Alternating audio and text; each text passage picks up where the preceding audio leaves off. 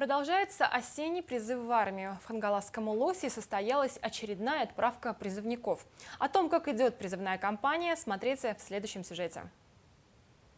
Сегодня у них важный день в жизни. 5 парней покидают родные места. Они идут выполнять свой долг перед Родиной. Боевой настрой.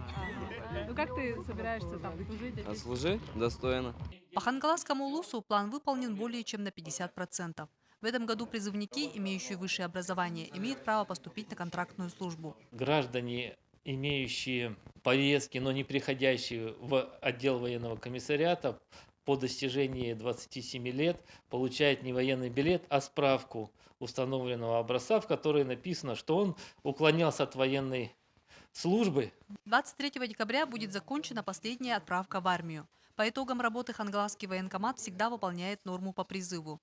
Ребят пришли проводить родные и близкие. Пусть все служат нормально, дай бог им успехов, там, здоровья, всего. Пусть пишут, звонят. Пожелаю здоровья, терпения, крепкости. Достойно отслужить. Сейчас призываются юноши 1987 по 1996 годов рождения.